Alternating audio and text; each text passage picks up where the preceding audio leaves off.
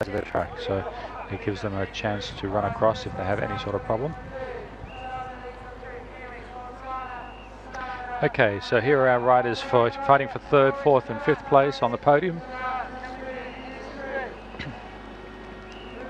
And it was 1:44 the gap between 1st and 3rd last time around. Let's see what the gap is this time.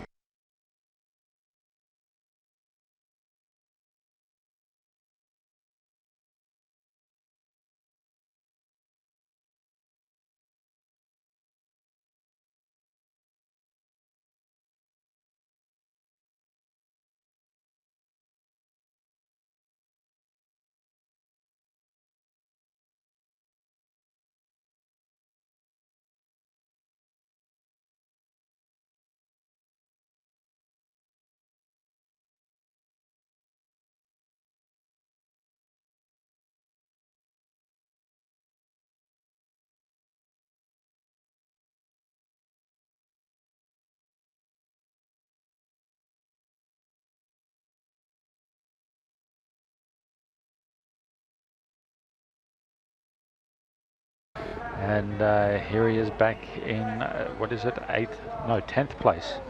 So that's a bit of a surprise. Litcher in 9th, Schurter in 10th, Tempier in 11th. Van Hoots now comes through in 12th. Coloma in 13th, Todd Wells in 14th, Goujian 15th. Giga from Switzerland has maintained his 16th position at 3 minutes down. So that's the top 16 through. I don't think we're going to see Sven Nice through. He was the last rider through in 17th. Maybe it's going to be Hamida. So Hamida not having a great day either. Quite a few of the big favourites having a tough day here in Dalby. As we see Yaroslav Kulhavi making his way down towards the Warrior Guild for the very last time. 1:28 coming up on the clock. Can he get to the start-finish line in 12 minutes? And that will give him a new race record. But I don't know. It's hard to see that happening, but we'll keep an eye on it for you as we wait for our 2nd place rider, which will be Julian Absalon once again. But really the interest now is in 3rd, 4th and 5th. Between Fumik, Fontana, Sousa, Stander and Milats. Those 5 riders fighting it out for 3rd, 4th and 5th. 2 of them will not make the podium.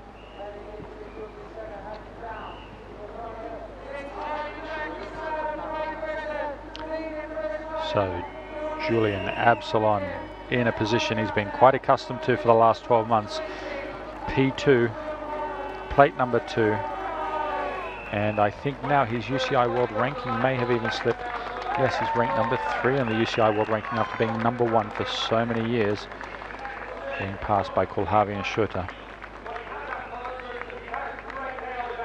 Many people talk about a changing of the guard in mountain bike men's cross country, but it's not that simple. And you see guys like Christoph Sousa, who some people, including myself, had thought that he'd seen better days and would not be back at the front of the field. And now we see him right up there fighting for 3rd place today. So Christoph Sousa, an absolute legend of the sport and riding out of his skin today. A really great ride for him when he finished 13th in South Africa and had a pretty dismal 23rd by his own standards, 23rd place in Dalby last year, making the switch to a hardtail, and perhaps that's made a bit of a difference for him. The hardtail's way less forgiving, depends on the seat post that you have and the tyre pressure, but they are far less forgiving than the fullies, and the fullies are getting lighter and lighter all the time, so the weight advantage isn't that much of a difference anymore.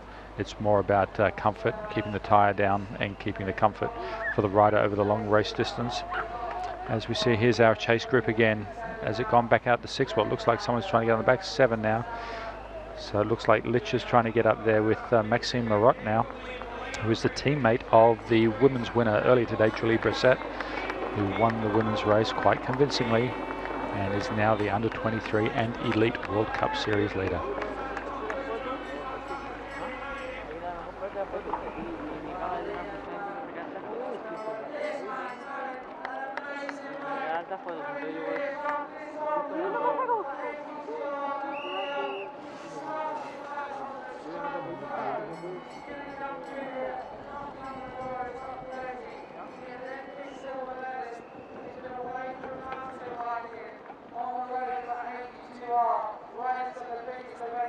On the road, it's flat off-road, shame on his practice, they're leaving up back tire. 1 hour 30 elapsed now. We're up to the Warrigal section of the course where we want to see the chase group heading down. Here they come now. And once again being led by Manuel Fumik. He's done a lot of work for this chase group. He's got his teammate Marco Fontana. They finished 5th and 6th in South Africa. So they're sitting at the front of this chase group looking at 3rd and 4th. And I know that Danny Haspala from the Cannondale team will be absolutely beside himself with this result if it continues to stay this way. Well, very lucky there for Barry Stander. He did lift his rear wheel a lot over the drop down there. It was almost going over his handlebars, slightly reminiscent of South Africa 4 weeks ago.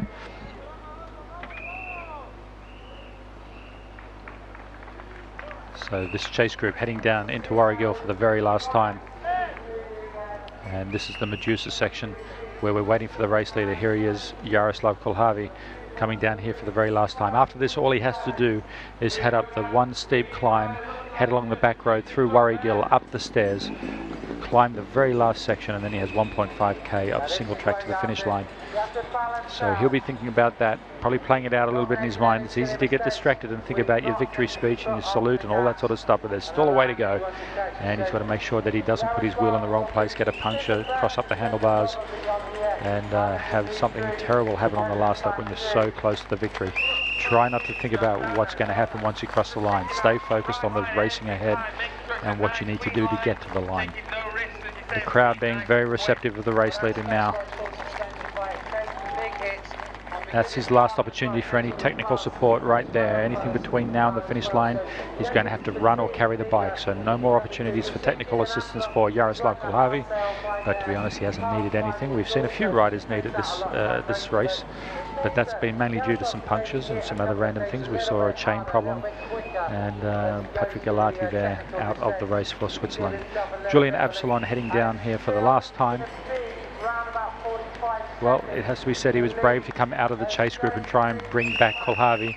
He was the only man prepared to try and do it, and it hasn't worked, but he's still got a very solid second place, and it might be enough with Nino Schurter fading back in 10th place to get him the leader's jersey. That might be something he's very much counting on going into Offenburg, the race where he won last time, a race where he feels very, very comfortable, and you put the leader's jersey on the back of that man and he will lift himself even above and beyond what we see today. So Julian Absalon, trying to set himself up for a World Cup overall title, could well be doing it here today. Nino Schurter now back in 10th place. We'll see where he comes through this time, but he was 10th at 2 minutes 19 seconds the last time we saw them. He's got Thomas Litcher and Maxime Marot for company, but he had lost contact with the next group, which is the group we'll see coming into view here soon, which is the group of 5 riders: Manuel Fumik, Marco Fontana, Christoph Sauser, Barry Stander, and Moritz Milatz. Well, as I said, of those 5 riders, only 3 of them will go to the podium, 2 of them will not. So there'll be a few nervous team managers on the side of the track hoping that their guys are one of the 3 of 5. Nice comparison there of Julian Absalon and the larger Yaroslav Kulhavi coming down through the technical route section. So here we have the chase group. Now it's Fontana that's leading. Fontana from Fumik. Well, they've mixed up a little bit here because I can see now that's Schurter going through. Where are the specialised riders? It looks like that's one of them going through there, Maxime Marot, and then Tempier just behind. So it's been a mix and match again for this group. Now I had about 7 riders, all the way down to Tempier in 11th place. So that's a few changes there. It's not well decided who's going to be on the podium joining Yaroslav Kulhavi and Julian Absalon. I think it's a pretty sure bet that those 2 riders are going to hold their position, but 3rd, 4th and 5th are not decided by any stretch of the imagination. This is Rudy Van Hoots. He's had a good solid ride here, 24, plate number 24, sitting in 12th place.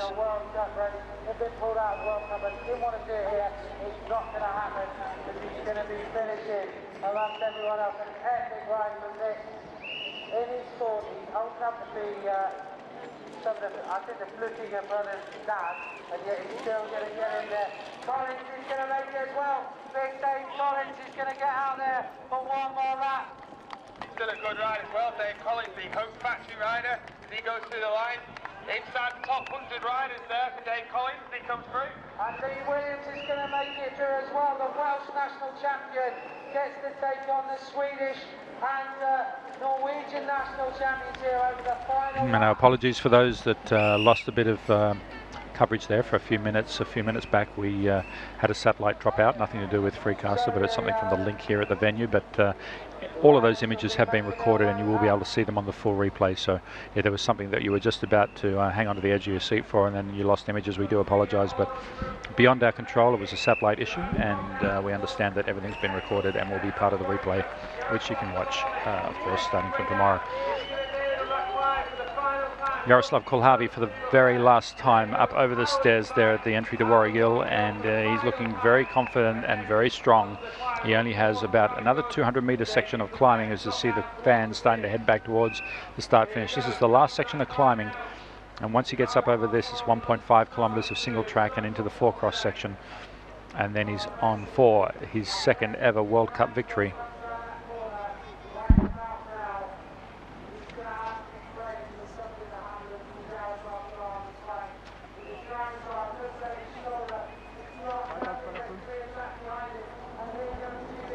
Jaroslav Kulhavy, well, he looked a little bit tired there. He was pushing perhaps a bigger gear than he needed to coming out of that climb. Well, nearly a slip there by Julian Absalon, looking a little bit awkward going up through the steps.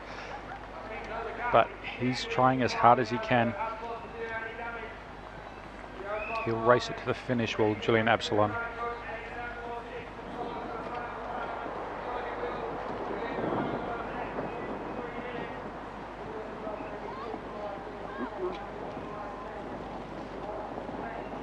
The Frenchman for the Orbea team riding the Orbea Alma, the hardtail, out of the seat for the very last time up this climb. Look at the gust of wind there. It looks like it's probably a tailwind there for him. But the blustery conditions have returned for the very last part of the race.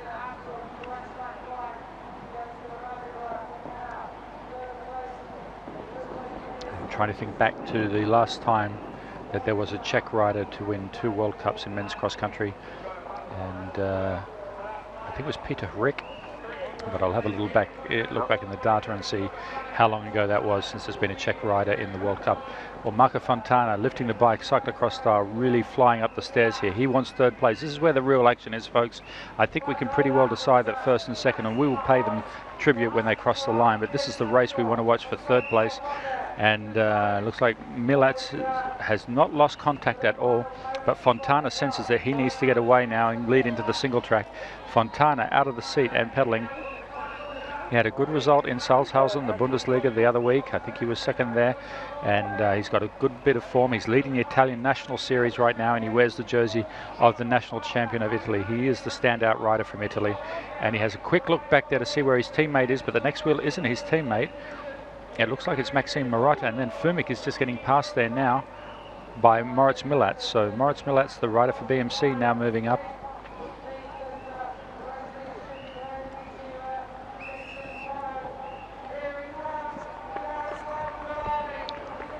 So Jaroslav Kulhavy starting to show out a little bit, and he's obviously very, very happy knowing that he's pretty much got this race sewn up.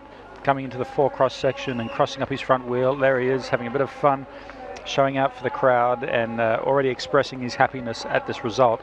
This will be his second ever World Cup victory after Wyndham last year.